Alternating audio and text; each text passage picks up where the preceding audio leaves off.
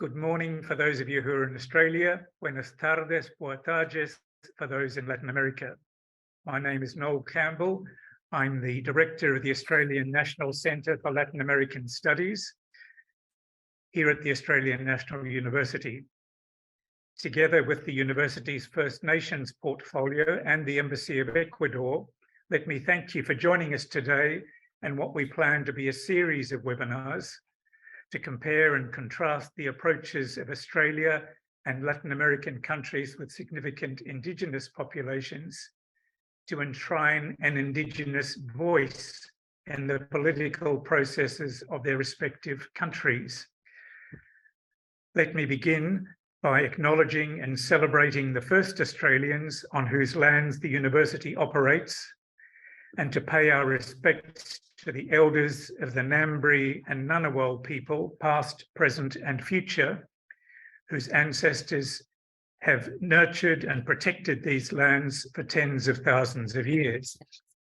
Today's program will consist of three main parts. First, two presentations on the experiences of legal recognition and representation of Indigenous peoples in Ecuador, where our speaker will be Dr. Nina Pacari, the former Foreign Minister of Ecuador. And on the Australian side, our speaker will be Mary Spears-Williams, the Associate Dean for Indigenous Studies here at the Australian National University. Finally, my colleague Bruce Goring, the Director of the National Indigenous Business Development Hub, which is part of the First Nations portfolio, will provide some concluding remarks. I should mention at this point a couple of housekeeping matters. Please note that the webinar will be recorded and eventually being made publicly available. For the question and answer session, the intention is to encourage discussion drawing on questions we invite you to submit using the Q&A function at the foot of the screen. If you need to contact any of us during the session, please use the same function, the Q&A facility, to send a private message. Dr. Pacari will be speaking to us today in Spanish. So in order to hear her presentation in English, go to the webinar controls at the foot of the page and click Interpretation, and then click the language English or Spanish that you would like to hear the presentation in. If you wish to hear the interpreted language only, click the Mute Original Audio. Before passing the floor to the first speaker, let me try to give the subject a little bit of context. As most of you know, it's a key moment in Australia's history right now, as we prepare for a referendum in October or November to amend the Australian Constitution to enshrine an Indigenous voice to Parliament. The United Nations Commission for Latin America and the Caribbean, ANCLAS, estimates there are over 45 million Indigenous people in Latin America. They represent over 50 different ethnic and linguistic groups and comprise about 8.3% of the total population of the region. So by any measure, Latin America is a region which offers a wealth of experience, both positive and negative, for academics, for policymakers here in Australia to discuss, to compare, to contrast, and to evaluate those experiences. This includes, in many of those countries, initiatives to review and update their constitutions to address the question of Indigenous rights. This then is the rationale for today's event, to start a conversation, to compare, to contrast our respective experiences. And we'll be using as our first example the case of Ecuador. In order to have an informed conversation about the records of Ecuador and Australia, respectively, our two keynote speakers are going to provide us an overview which addresses three main themes: the current status of Indigenous peoples in our two countries, the process for achieving constitutional reform to provide an Indigenous voice to government on the challenges and priorities that affect their communities, and lessons learned in negotiating and implementing constitutional reform on these issues.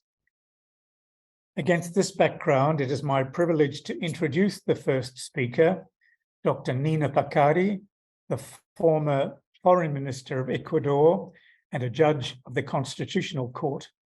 Dr. Pacari is probably the most well-known Quechua leader in Ecuador.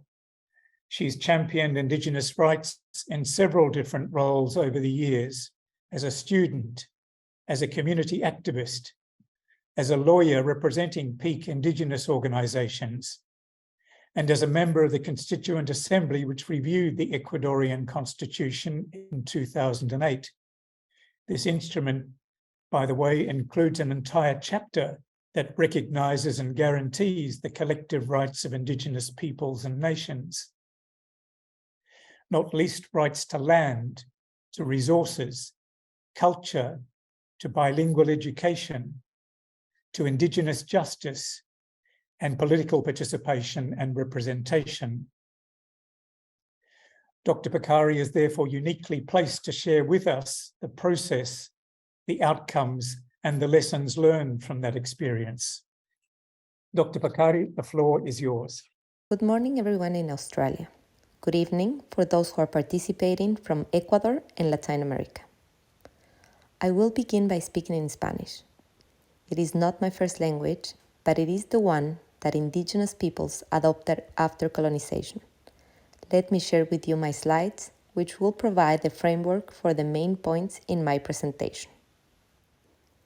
The subject of the presentation is the role of Indigenous peoples in the process of constitutional reform in Ecuador. Together with Bolivia, Ecuador is one of only 2 countries that up to now have adopted a model that characterizes the state as being plurinational. Other countries have described themselves as multicultural, pluricultural, multilingual, multi-ethnic. Regardless of the terminology used, some of them are now looking closely at the possibility of carrying forward proposals for reforms similar to those which Indigenous peoples have advocated in Ecuador. In projecting the experience of Ecuador, I will try to focus on the big picture and not to dwell on the sufferings, although this is obviously the historical starting point. People should not be afraid to point out what the struggle has been. But proposals for change need to be framed in such a way that reflects new times and new realities. Institutions need to respond to the realities of today and not to the imagined reality that has been the case in so many of our countries since the 18th and 19th centuries. Let me begin by making some general comments. Ecuador is a country with a population of about 18 million inhabitants. This includes 15 indigenous nationalities, that is to say, First Peoples, First Nations, which have their own history, memory, and institutions, and which exercise their rights in their own territories. We also have an Afro-Ecuadorian population that is the product of colonization and slavery.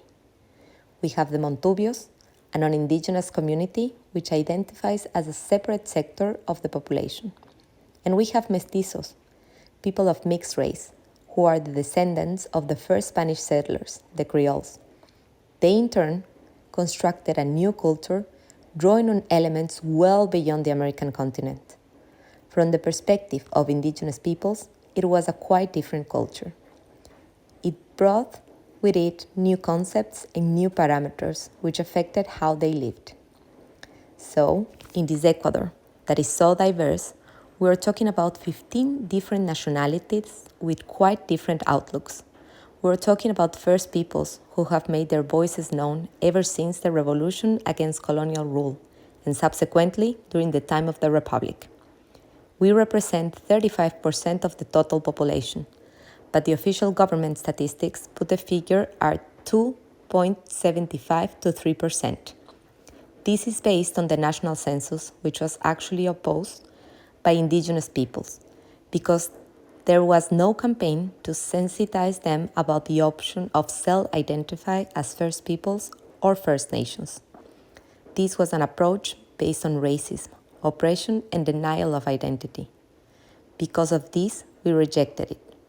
We were not participants in this census.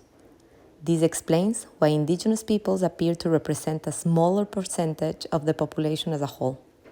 However, notwithstanding the census, we have shown when we mobilize, when there is an awakening of indigenous peoples, We have the capacity, given the size of our population, to have an impact throughout the territory. Let me now briefly explain who we are as indigenous peoples. If we are to have a role in reforming the Constitution, it is important to ensure the rest of the national society knows about our origins, who we are, where we come from, and where we are going. For First Peoples, territory and identity are fundamental. In the case of Ecuador, we have always been present in the coastal, highland, and Amazon regions. In other words, we cover the entire national territory, including the Galapagos Islands. Likewise, the organizational base of our peoples is what is referred to in Spanish as the commune or community. In the indigenous language, it is called Ayllu Llacta. In Ayllu Llacta, we maintain our unity as peoples. In the case of the Quechua Nation, which is the largest, representing 80% of the indigenous population, we are made up of 18 peoples. We share the same Quechua language, but comprise 18 distinctive groups.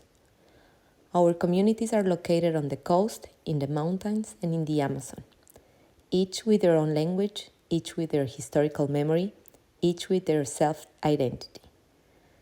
We have in practice exercised self-determination and autonomy within the framework of a state that did not recognize us as being part of it. The organizational structure we call Ayllu Llacta is dominated by indigenous nationalities, whose system of authority consists of three fundamental competencies. First, community self-government. This is the equivalent at the level of the state with executive power. Second, legislative autonomy. That is the norms that are developed in each of our communities.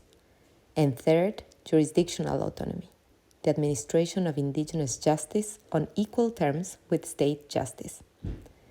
These organizational characteristics come from time immemorial, but to conform with the nations of the nation-state.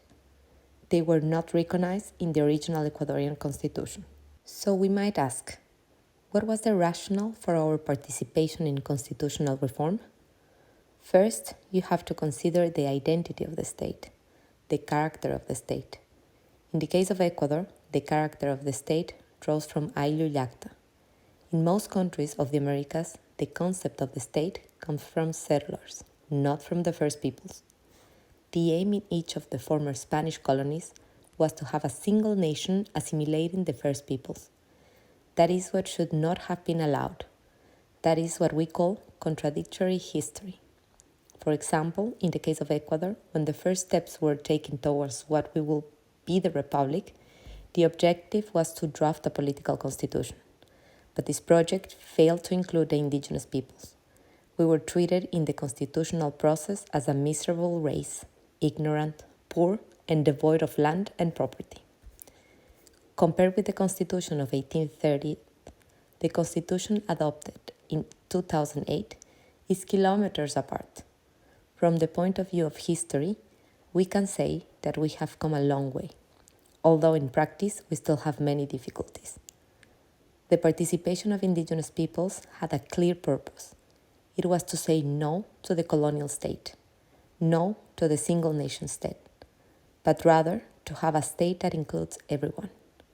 It was not the intention to displace others, but to recognize and include everyone. The character of the state had to be reset right from Article 1. In this respect, the Constituent Assembly was successful. The new constitution recognized that the state was plurinational and intercultural. Although the 1998 Assembly also flagged multiculturalism and multilingual, it was not until the adoption of the new constitution in 2008 that we managed to incorporate explicit language. But it's not just about recognition. It's not just about the existence of First Nation peoples. It is above all about the equality between peoples. As I said at the beginning, this includes indigenous peoples, Afros, Montubios, and Mestizos. They must all exist in condition of equality, where there are no first-class people or second-class peoples. Having established a new political paradigm in which Ecuador is defined as plurinational, the task now is to construct that plurinational and intercultural state in order to achieve the sum of its parts. That is to say, for all peoples to live within the framework of equality, equity, and harmony. A world where there are no asymmetries or sudden inequalities with respect to extreme poverty and wealth. While recognizing differences, it is equality of treatment of all peoples that tends towards harmony, equity, and equality. Against this background, the native people in Latin America, including Ecuador, need to focus on core priorities in the process of constitutional reform. This is what happened in Ecuador in the Constituent Assemblies of 1998 and 2008. Let me draw your attention to the following priorities of indigenous representatives. First, the character of the state. It is important to ensure that there not be uniformity by ignoring or removing references to indigenous peoples. Rather, the character of the state should reflect equality of all peoples with equal rights. For the same reason, tracing back to my introductory remarks, the guiding principles for all activities relating to the construction of the state should be plurinationality and interculturality. The second priority is ownership of rights. From a Western perspective, the subject, the holder of rights, is the person. It is the citizen. From the perspective of indigenous peoples, it is the historical entity, the collective entity. This includes Ayllu Llacta, peoples and nationalities. In the 2008 Constitution, we managed to include language that recognized that the holders of rights are the peoples, the communities, the indigenous nationalities, the Afro-descendants, the white population, the mestizos, and the Montubio communities. It acknowledged the need to search for balance between individual and collective rights.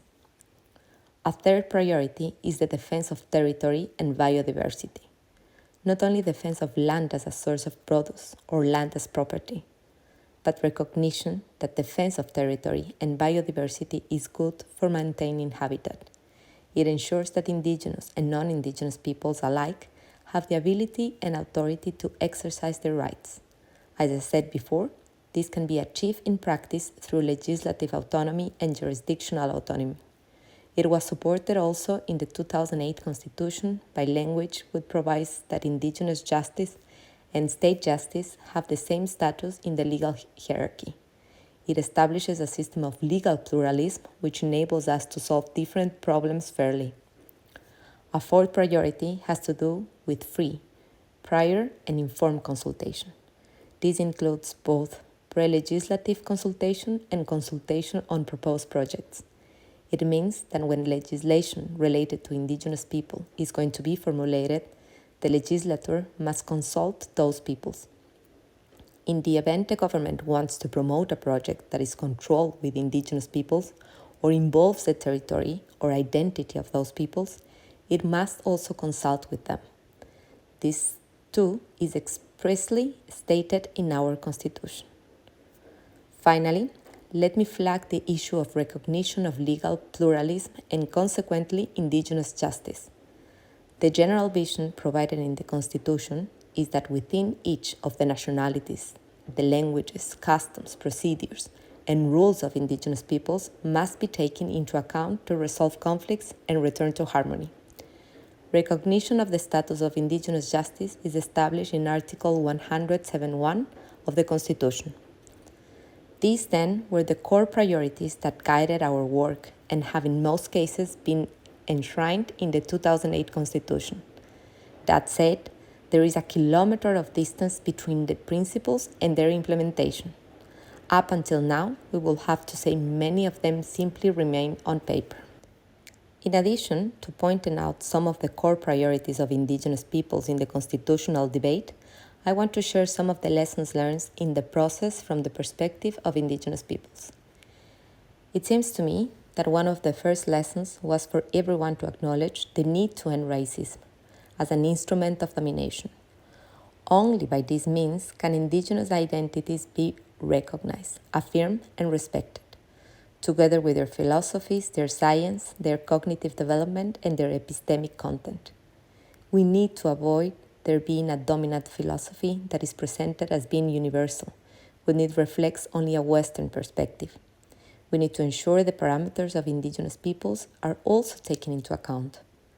I think that in this context, the approach of indigenous people in the fields of biodiversity and nature have been very valuable. Indeed, the Constitution of Ecuador even incorporates the rights of nature as a subject of law. Similarly, the approach of indigenous peoples to climate change has been an important contribution globally to environmental sustainability and the sustainability of civilizations. Another lesson learned in the process relates to the theory of the state and political theory. The nature of the state is no longer purely a matter of liberal or Western content. In the case of Ecuador, it is plurinational. The character of the state, therefore, requires a theoretical construct, a conceptual framework that is able to respond to this new reality. I should point out that the Constitutional Court of Ecuador is taking some important initial steps in this regard. We're also following the example of the Colombian Constitutional Court, which since the 1990s has established new grounds for respecting the rights of indigenous peoples. Other countries in which the courts are following a similar line include Bolivia, Guatemala, and Peru. I think we are also making progress in constructing new theoretical frameworks that can address issues concerning the economy, politics, the social sciences, and even the exact sciences such as mathematics. But in the end, these frameworks have to be seen as being relevant to indigenous peoples. After all, they too have been the carriers of knowledge that may impact on the new theories that are being discussed in the Western world. So what should be our understanding of how to build new theories? This is extremely important as it will affect public policy's agendas, how ideas are valued, our history and projections into the future. We need to question how new theories can draw on the approaches of indigenous peoples, not only in the agricultural field, but also in academic, intellectual, and philosophical fields. For example, they can contribute to the new dynamics of the economy by bringing a sense of equity and redistribution. Another lesson I want to point out from Ecuador's experience is participation. Participation should include not only indigenous peoples, but all the different nationalities and diverse elements of society, as well as the government of the state. I am going to conclude with two issues that seem to me to be especially important. First, how to reaffirm the frameworks that defend the exercise of indigenous rights. I think that this requires a change in approach to the mechanism imposed by governments. Frameworks for dialogue need to be created to ensure mutual understanding about the dimension of the other and to ensure respect for the rights of peoples involved in the dialogue. Finally, we should avoid using language to the effect of only for indigenous peoples. Constitutional reform is a national undertaking that should include everyone, but at the same time seek equity for everyone. One of the greatest lessons is for the non-indigenous populations to begin to recognize the value, the substance, and the potential of which we, the first peoples, are the bearers.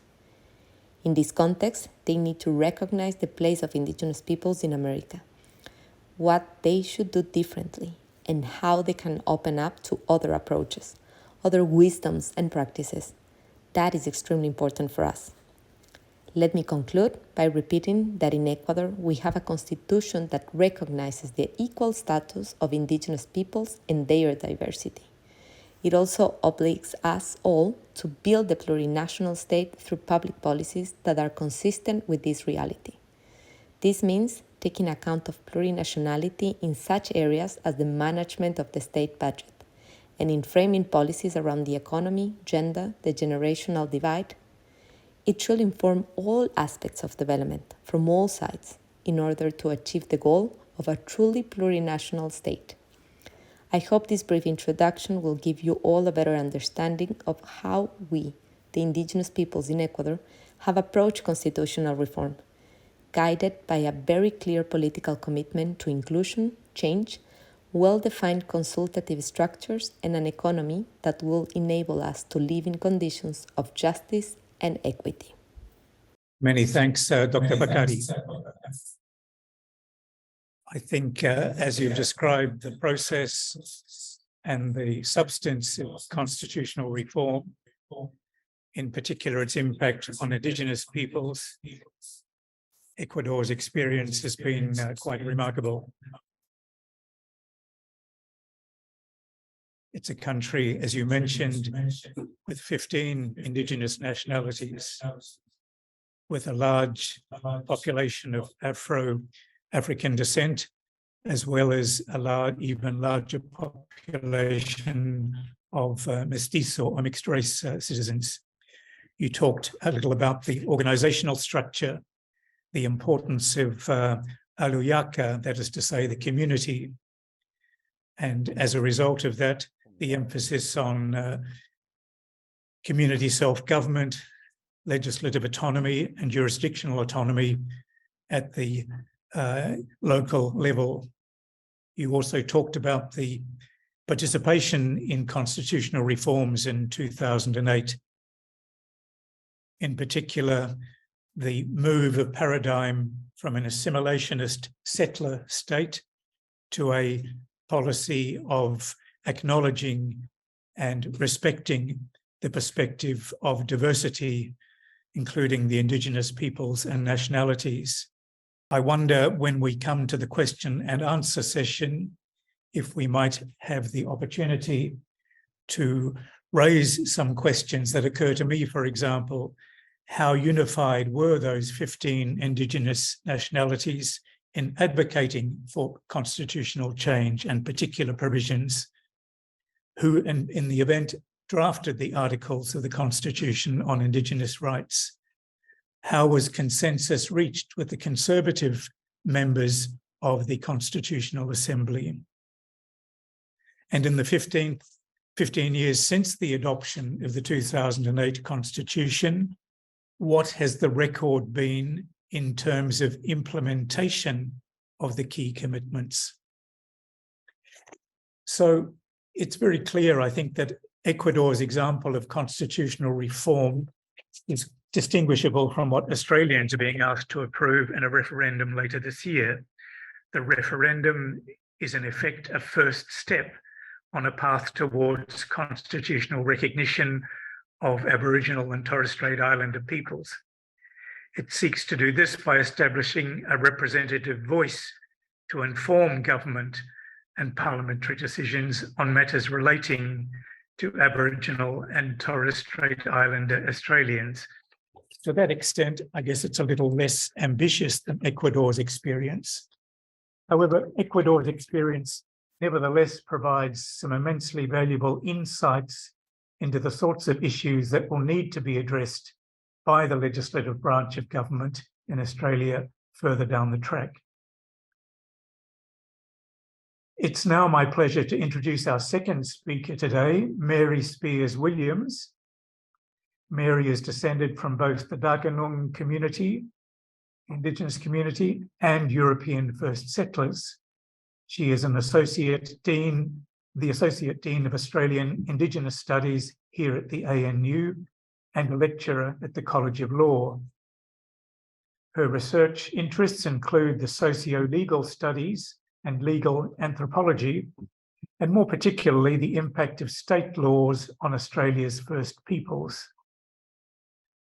Mary's going to provide some background about the status of First Nations peoples in Australia and the process that is currently underway towards constitutional recognition of Aboriginal and Torres Strait Islander peoples. Mary, over to you. Hello, everybody. Good morning for those of you who are in the eastern coast of Australia. Buenas noches to Ecuador and other friends around the world. Thank you so much, Dr. Prakari, for joining us this morning. I'm very grateful for the knowledge and the experience that you have shared today. It's been quite astounding. I would like to pay my respects to the First Peoples of this place, the Ngunnawal peoples. I am coming from Canberra, the name that has been gifted to the Australian National University for the campus that we have here, which is in the capital of Australia. I would also like to acknowledge and pay my respects to the peoples across the continent who have worked so hard to try to achieve constitutional recognition, who have resisted and been resilient in the face of astounding adversity of colonisation since the British first came in 1788, and to acknowledge that we would not have done that without the philosophies, the teachings, the learnings, the support being held in country, as we say now in Aboriginal English, our word for our home now, for those of us who have lost our languages, Nura, other names such as that across the continent.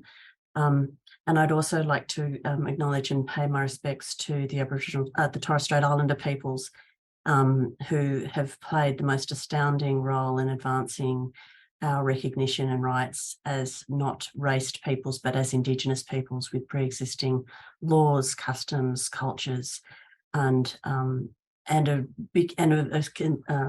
altogether we've worked together to bring us to the point where we're at a unprecedented time socially, where our knowledges have never been so deeply respected. And we're also experiencing a revival in the sense of fear that we've lost something and grasping it before it's too late, more broadly in the mainstream society. I'm going to share my slides with you now. I've been asked to speak around a range of issues, and as Dr. Bakari has already realised, this is a vast task. So I'm going to stay focused. I have a lot of things to say about these issues, but I'm going to try and stay focused on the context around achieving the reform of the voice. To be clear, my position is that I am very much in favour of the voice. That is not the same amongst all Indigenous peoples or Aboriginal Torres Strait Islander people around Australia. There are a range of reasons for that, which maybe we can discuss. Pardon me, in the Q&A, I'm not proposing to discuss that in this talk, but it's certainly something that we can flag as part of the challenges and opportunities. We have significant challenges in just achieving recognition that First Peoples are Indigenous peoples in Australia. And how I see the voice, it is literally the least that we can ask. One of the great privileges of listening to Dr. Bakari speak is to remind me of how much is actually possible. There are times when we can feel so weighed down by being told that what we're trying to achieve is impossible, when it is simply not the case at all. And Senator Pat Dodson has expressed this much more potently, but from my point of view, the voice is simply the least that we can ask for, just to be heard, that's all. So I can't possibly give you an overview of our First Peoples. This map is drawn from one which identified the various languages of the Australian peoples. This map is something that has been used to demonstrate the richness and diversity. Our languages, our peoples, our cultural practices are as diverse as the places that we span across. One of the things that I find challenging about showing this map is that it is a form of map that was produced by European technologies, and in late modern era, wherein maps tend to be read as representing nation states which have boundaries, and that there are all sorts of hardening aspects around the boundaries which arise from Europeans and their notions of the nation state. But for me, the maps that we draw, I think, are much richer. This is an example of a map which went into evidence in a claim of land for what's called in English, the Great Sandy Desert. It's referred to as the Nura painting. Each one of those is an area of country for which those custodians are specifically responsible for. But what is important is that it shows the connections through that country, through that place, and the interrelatedness, but also the knowledge that they all share about each other's land that they're responsible for. So those maps that I was just showing you, that painting of Nura 2, is actually a representation of that area there, which is the Great Sandy Desert in Australia. It's important to remember, of course, that Australia is vast. We stretch from the tropics, right down through temperate, subtemperate areas down into Tasmania, which is can be extremely cold. Now, our peoples, what I mentioned before about borders, one of the important basic precepts, as Mary Graham calls them, is the relationality of peoples. And those rules around, those laws of relationality are expressed in terms of our obligations to each other, but also our autonomy and our that we allow each other to fulfill our roles and responsibilities independently. All of us are part of country. All of us are connected to country, or more than connected, we are part of country. And we've all got distinctive roles. We understand ourselves as little human beings within the vastness of this, cosmology, which is country. And I think this is an image, for example, of one of the storylines that connects us, Jukupar, as it's called in the desert. This is a story that flows across the continent that is, and the skies as well. Country for us is not just the land underneath us, it is actually around us. We are of it, and it's the whole cosmology. The connectedness of things is really important. So this story that is shared here is of the Seven Sisters. It's taken from an exhibition that was produced a few years ago, one of the public ceremonies that can be shared, that relates stories and shows how that story is not just of one particular place, and shows how, and gives a sense of how interconnected the peoples were across this huge place. So that's just a little tiny bit about our cultures and our customs, and also our laws. Then this happened. This is a map that was produced by James Cook when he sailed up the east coast of Australia. As he went along, he named and claimed the places, gave places names which already had names, which were already known, which already meant something to people. Occasionally he saw fires. He did stop off only a few times. He didn't visit all of these places that he named. And then, almost as an afterthought, when he got right to the very top of what is Cape York, which is on the east coast, I'm not sure if you can see my mouse if I bring it across here, there's a little tiny island there called Bunurong, which he named Possession Island, and then planted a flag therein, performing that European act of legal mysticism, where suddenly they bang the flag down like some sort of wizard's wand onto the land, and somehow it spreads like a germ across the surface of the continent, and we become British territory claimed for the Crown. So in the period he arrived, he mapped that only the east coast of Australia. That was in 1770. 1788, the first settlers arrived and began the process of colonisation from the place that is now called Sydney.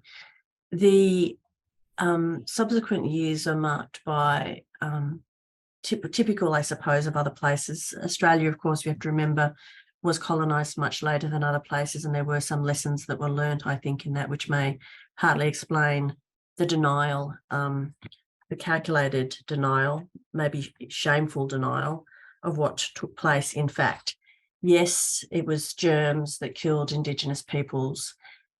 Yes, there were challenges about distinctiveness of cultures and so on, but the primary objective of colonisation was always to extract the resources of the land, to claim it, to own it, to possess it, ideas that we, which were not part of Aboriginal culture.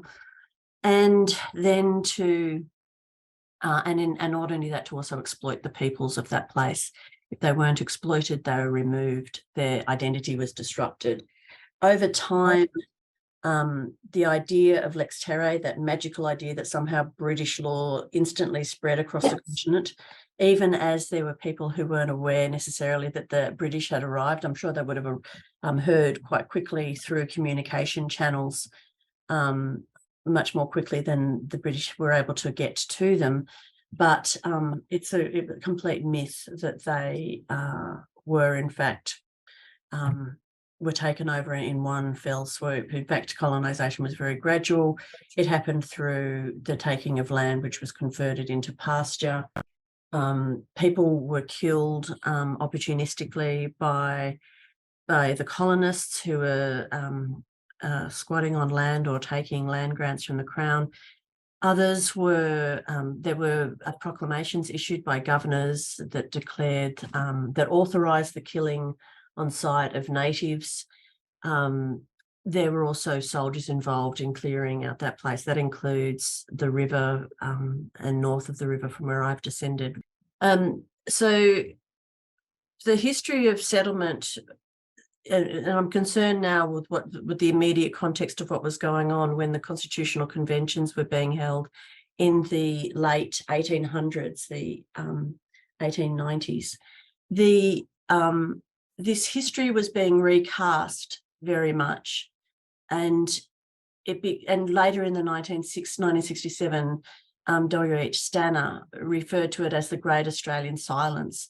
This ignorance and denial of how it was that that settlement had occurred, the actual violence that was involved, the intervention in Indigenous people's lives, the taking of children, the killing of adults, also the killing of children that occurred, the role that law played in that, in the targeting of Indigenous peoples, the effects that being institutionalised had on Indigenous peoples, and including allowing themselves, becoming racialised and thought to denigrate themselves in some of the girls' and boys' homes, for example. So from this time, colonisers had either ignored, endorsed, or engaged in the violence against Aboriginal peoples. But there was also currents of protectionism, that is, people who could see the violence of white men who were often described in public discourse as outliers, as outsiders, as if it was something unusual, and that these unusual individuals were predating on vulnerable Aboriginal people. So there was a paternalistic attitude towards Aboriginal people, that they could be saved. But then meanwhile, there were theories, of course, which Dr. Prakari referred to, that were helpful in ignoring or changing the reality of how the colonisation of this place occurred, which was a very messy invasion, is how I would describe it. And those theories, of course, were the pseudosciences that include concepts around biological race and phrenology. Aboriginal Australians specifically were identified at one point in time as being a missing link. All sorts of derogatory observations were made, and then social Darwinism was also used to support the idea that Aborigines would die out. This, combined with the British patriotism and the general British sense of British racial superiority that colonisers embraced, meant that by the end of the 1800s, colonisers had recast themselves as protecting the last of the natives and saving those of mixed blood. Let's turn now to, I just want to talk a little bit about the detail of the Constitution, because this is helpful for people. The Australian Constitution federated 6 colonies. So South Australia had Northern Territory of Australia. That map is the map just shortly before the Constitution, when the Constitution was made. It shows that there's Queensland, New South Wales, Victoria, Tasmania, or Van Diemen's Land is just off the map. And there is South Australia, which looked after the Northern Territories, very difficult to govern. One of the reasons why South Australia was keen to constitute was because they wanted the Commonwealth to take over the Northern Territory as a territory. And then there is Western Australia, one of the most recalcitrant federation states subsequently, as they've tried to secede on several occasions. So what was the situation with First Peoples at Federation? Essentially, what happened, there was during the debates, I won't go into the detail of this, I don't have time, I don't think, there was an irrecognition of First Peoples by the drafters. On this slide, I've set out some of the quotes from them. And, you know, one of the most famous prime ministers, one of the most widely lauded prime ministers is Alfred Deakin.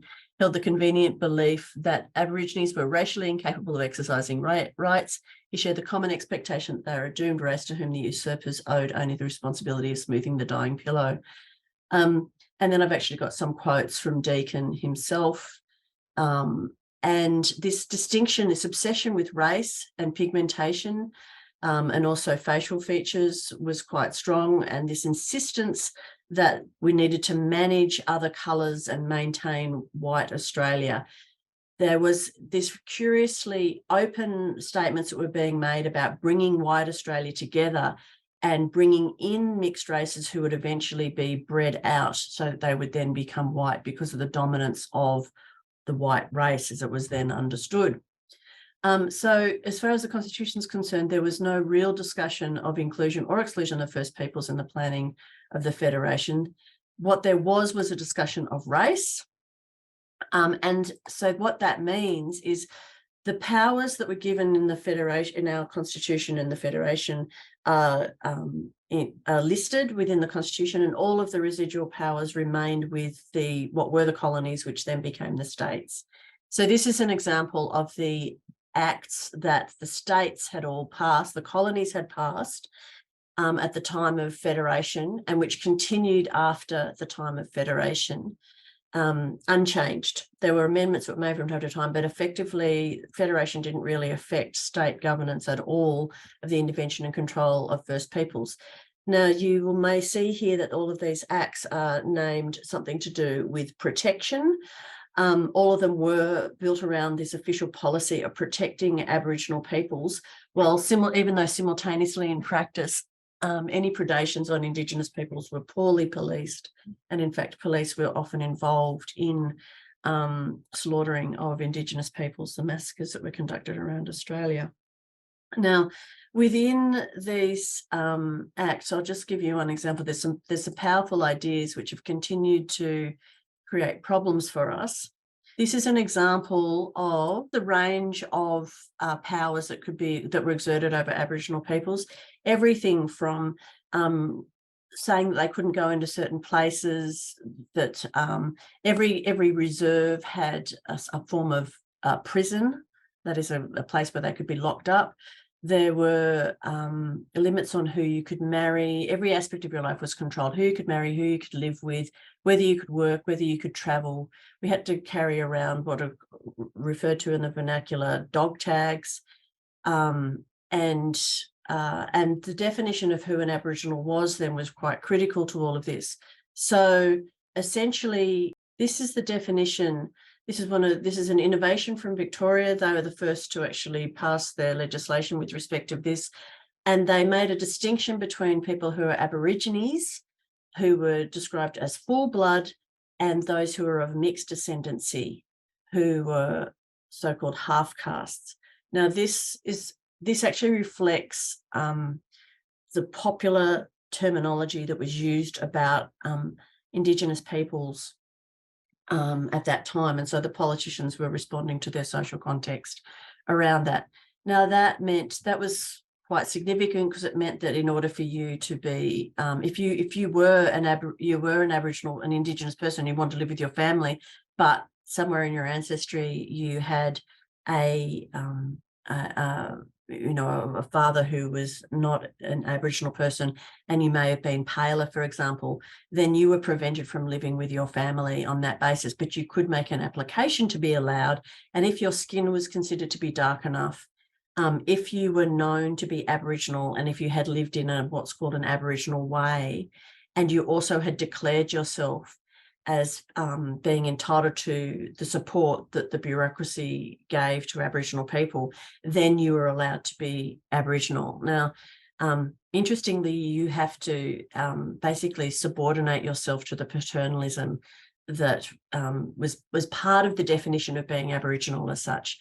Being disadvantaged is still inherently considered to be part of the definition of being Aboriginal in Australia popularly. That is, it's a real problem that we've got to overcome. So this is the picture of Alfred Deakin. I'm not sure why I decided to put that in, but I just did. So he was one of the people who's involved in drafting that legislation from Victoria. He was a Victorian politician, amongst many other things that he did in his life. He was involved in the constitutional conventions as a representative of Victoria. He became the first Attorney General and then was the second Prime Minister. And he defined Aboriginal race consistent with the Victorian definition. So race in the Constitution then, again, this is just to assist us in our conversation about what it is that we're dealing with here. Essentially, just to go through this as briefly as I can, race is not, Indigenous Aborigines were not to be counted in reckoning the population. As Attorney General, it was Alfred Deakin who determined that Aborigines were only those who were of full blood, and he directed that people of mixed blood were to be counted.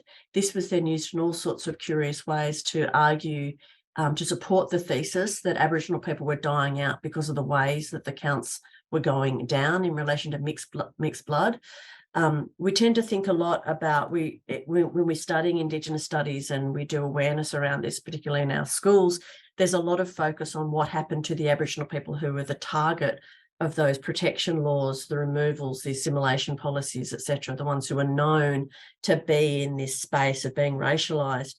What is often not thought about enough is actually the effect that it had on Aboriginal people who were trying to evade that sort of intervention and control, and what that meant for their identity and their participation in their communities, and how it is that, all sorts of challenges that people have had, especially in the southeast of the continent. So Section 127 excludes full-blooded Aboriginal people from being counted. And I might just observe that that was still a category until the late 60s, early 70s in the census. The race power is the one which attracts the most attention. At the time of the Federation, it was the Commonwealth had power in respect of any race except for Aboriginal people. So they had power with respect to mixed blood people, therefore, but not Aboriginal people. But that was changed in the 1967 referendum, which I'll talk about shortly. Aboriginal peoples were not allowed to vote if their state that they were from had said that they weren't allowed to vote on the basis of their race. So the Commonwealth followed the colonies in that respect. That provision still exists in the Constitution today. Then in 1967, there's many ways to tell this story, and in fact, Peter Yu has told the most powerful story of that through an excellent lecture that he's very generously gives to our first-year students in Indigenous Studies about the history of political rights in Australia for Indigenous peoples. And one way that I can think about it is that in 1935, there was what's called a day of mourning. One of the most powerful things that affected colonisers, settlers, was the revelations of the secret atomic testing that was done in Central Australia at a place called Maralinga, and South Australia, Emu Field, and also Western Australia, Montebello. And there was a documentary that came out that had the most astounding impact. Not only was it about the soldiers that were negatively affected by this 10 years of testing, something like 10 years the ordnance was dropped in Central Australia to that, compared to both Nagasaki and Hiroshima combined. But it's still not known about today. I still am teaching about Maralinga, Emu Field and Montebello today, and our students still don't know about it. The equal wages case in 1966 resulted in, the trade union movement were very strong in supporting Indigenous peoples. Equal wages was the beginning of that. There were freedom rides and other political protests that occurred throughout in New South Wales and the southeast. There was a Gurindji walk-off again supported by trade unionists. They walked off a Northern Territory pastoral station called Wave Hill Station. And then there was the Yirrkala petition, which was used in relation to the Gove land rights case. And so there's also a general era of civil rights movements in France and North America especially. We were also involved in protesting in the Vietnam War. There was an emergence of Indigenous rights in North America. There was other forms of protest and disruption in Australia, including the feminist movement. There's a general Australian nationalism and identity that's framed around a fair go, equality and human rights. Australians were in fact key authors of the Universal Declaration of Human Rights when it was produced. There was also increasing awareness around the blackbirding practices that had happened. That's where South Sea Islanders, Pacifica peoples had been taken and coerced into providing labour along the east coast of Australia in particular. And there was an increasing awareness about the overtly forcing of people and controlling of Aboriginal people's lives. There was also dismay that Aboriginal people weren't counted in the census. The reform itself, I think there was also a lot of ignorance about what it involved. It was presented very much as a vote for the Aborigines, let Aboriginal people count, etc. But what it actually amounted to, the actual referendum itself, merely transferred power over Aboriginal people who were still thought of in terms of a race, to the Commonwealth of Australia. And it also deleted the exclusion of Aboriginal people from the census, that is section 127. The effect that it did have, though, was it had a very powerful and positive effect on what the referendum did demonstrate was the tremendous support that Australian people had for Indigenous peoples. And it had an astounding 98% of people approved the reform. Now, one of the things that we hear about in Australia a lot is that it's very difficult to pass a referendum. There have been 44 referendums, only 8 have passed.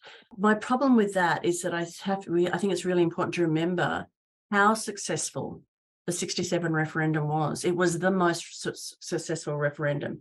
If people understand what it is that they're voting for, I think generally speaking, it aligns deeply with the overwhelming number of Australians' values and attitudes about Indigenous peoples and our aspirations for what we want to be as a nation. So after the referendum, there was an official change in policy.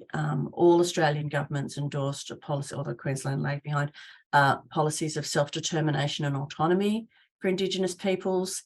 Indigenous peoples began calling for a treaty. We've never had treaties in Australia, unlike other places. The Barunga Statement, the constitutional reform that we're seeking now arises from the Uluru Statement from the Heart, which addresses 3 core principles, that is truth, treaty, and voice. And from my point of view, voice is necessary because that's how we can be heard. We need mechanisms, deliberate mechanisms to interrupt the racialised casting of our Constitution and to enable not only us to speak, but to be heard. And if we can be heard, then there's a possibility for truth. Truth, as Marshall Langton said, burns, but it is necessary for us to grow and to change as a nation. And from that, it will be possible, we hope, to achieve treaty and understandings in relation to that. Several states in Australia have already begun and taken great steps in relation to moving the treaty along, but we are yet to have progress nationally.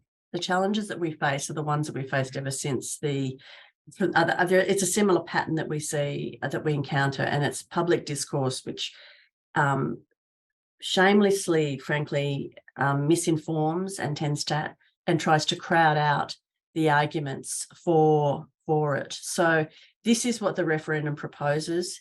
It merely asks to alter the Constitution to recognise the First Peoples of Australia by establishing an Aboriginal and Torres Strait Islander voice.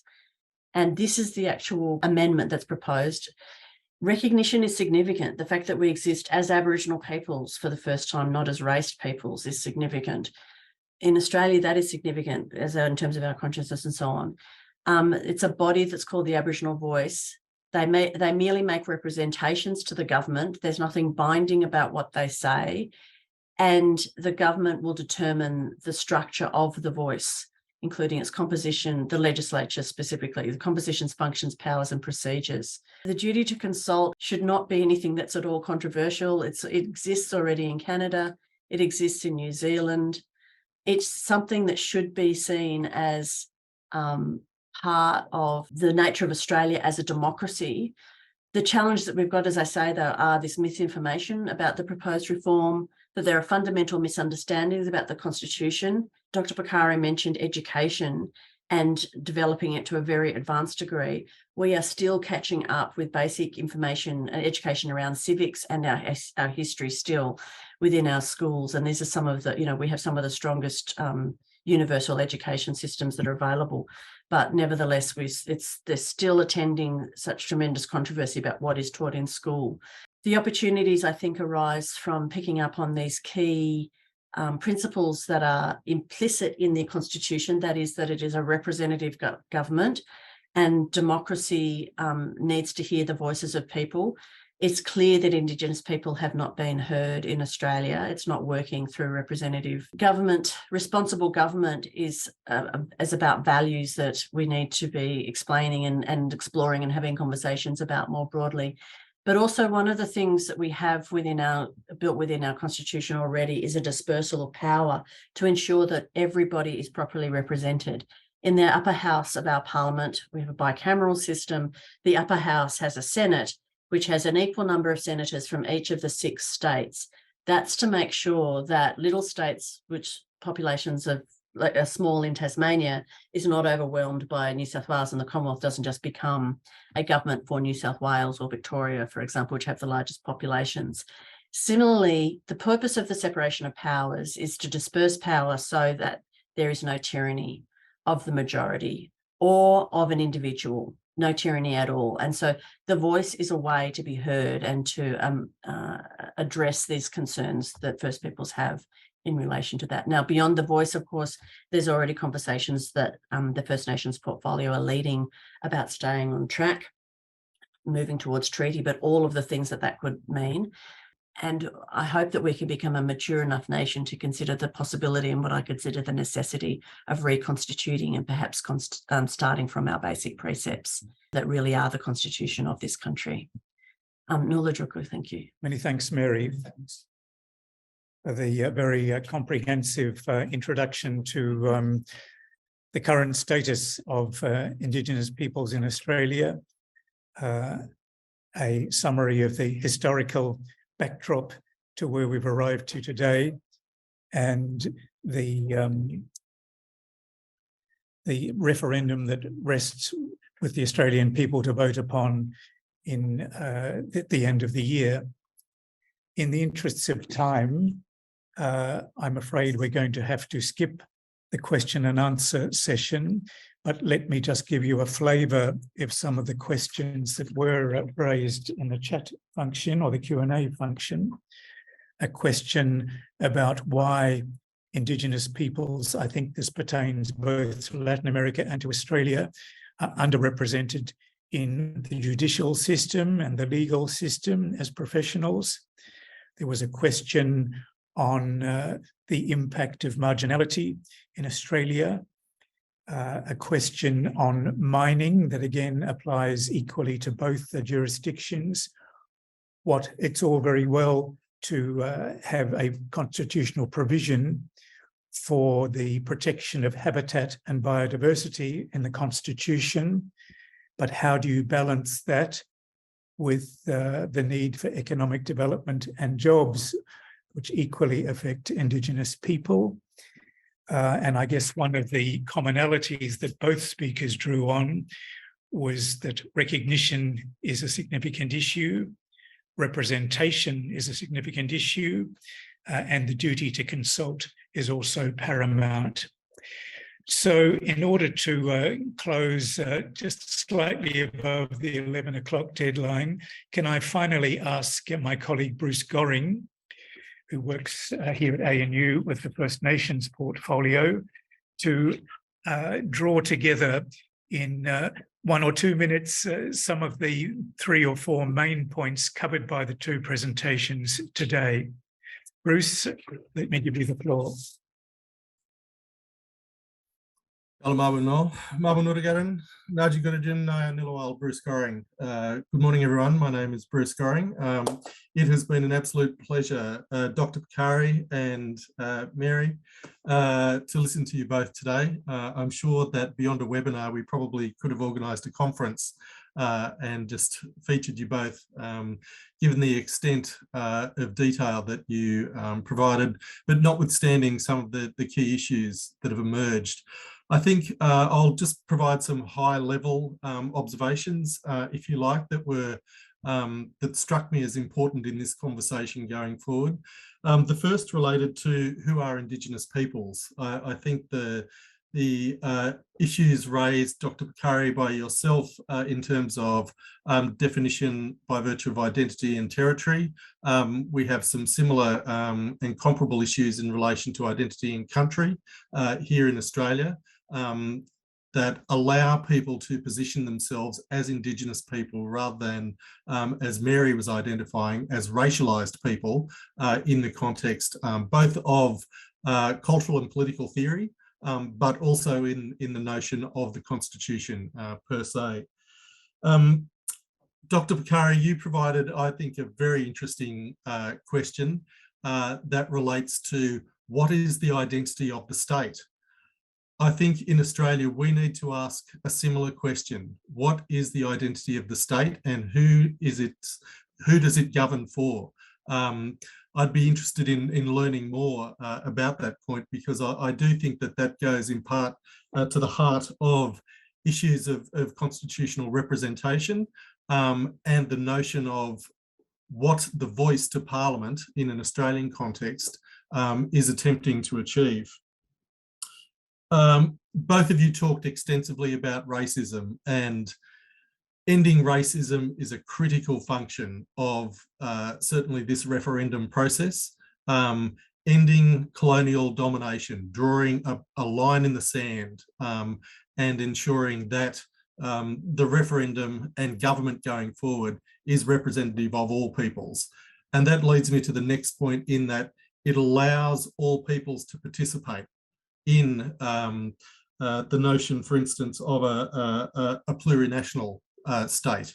That's a very interesting political construct as well. And I think that's, by way of comparison, something that we can perhaps draw on and learn more about in an Australian context.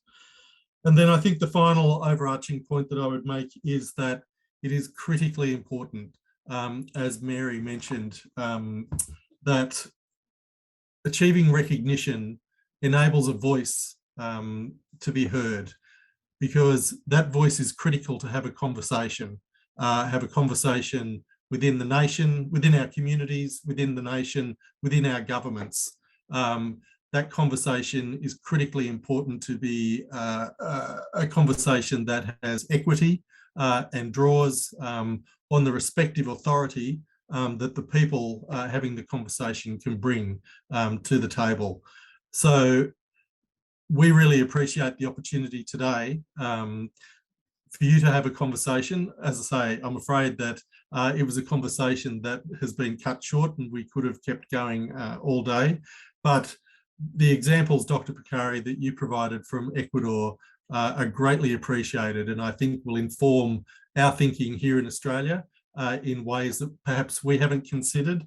And equally, Mary, the material that you've provided, particularly around the positioning of Indigenous peoples and the race powers that have really subjugated and clouded, I think, the potential that the referendum presents, the opportunity that is prevailing, and unfortunately the misinformation that is currently pervasive at the moment through the country is critically important. So from my perspective, I thank you both for your participation today. I'd also like to thank the Latin American Roundtable, which comprises of the embassies and their representatives, ambassadors and otherwise, that work with the Australian National Centre for Latin American Studies and the First Nations portfolio at the ANU. This is the first event that we've held. I hope it's going to be the first of many, and I'd like to thank them for providing the opportunity for this initiative to be taken, and more importantly, to direct our attention to critically important constitutional reform that has happened in Latin America that we can learn so much from here in Australia. So Noel, I'll leave it there. Again, Dr. Bakari, thank you. Mary, thank you. Appreciate your time and appreciate everyone who's participated today as well. Galia. Many thanks, Bruce. Well, our time is indeed up. I regret that we didn't have sufficient time to have an exchange with the folks who are joining us here live in the conference room here at ANU and those who participated online. But I think there will be opportunities in the future to do that. Let me also thank our two guest speakers today, Dr. Nina Bakari and Mary Spears-Williams, for giving us such a brilliant overview of the history and the process and the prospects in the future for constitutional change to recognise an Indigenous voice in our respective countries. I think the Ecuadorian experience shows us that we have an immense opportunity to learn from certain Latin American countries where there has already been constitutional reform, where there have already been enshrined in legal instruments Indigenous rights and guarantees to identity, to recognition, to ownership of community lands, to not to be displaced. And I'm just citing some of the points from Article 57 of the Ecuadorian Constitution, including also the right to preserve cultural and historical heritage, the right to be consulted before the adoption of a legislative measure, and the right to uphold and develop ties with other Indigenous peoples. So the whole purpose of this initial seminar, and those that I hope will follow, focusing on the experience of countries like Chile, Brazil, Guatemala, and Colombia, that we can continue this conversation and in that way better inform Australians in the lead up to the referendum on an Indigenous voice later in the year. Let me also, in closing, acknowledge with thanks the support we've had from the Embassy of Ecuador and the Foreign Ministry of Ecuador, which has provided simultaneous translation for the session, in particular Francisco Riofrio from the Foreign Ministry, and also my colleagues here at ANU from the Marketing and Communications Hub of the College of Arts and Sciences, Prakash and Erica, and also Jonathan and Maria from the Australian National Centre for Latin American Studies. So again, this was just the beginning of a conversation, and I hope that you might be able to join us in future sessions where we look at the practice and the lessons learned from other Latin American countries who've dealt with the same constitutional issues of how to engage, how to ensure a voice for Indigenous populations in issues that affect directly their future. Thank you very much.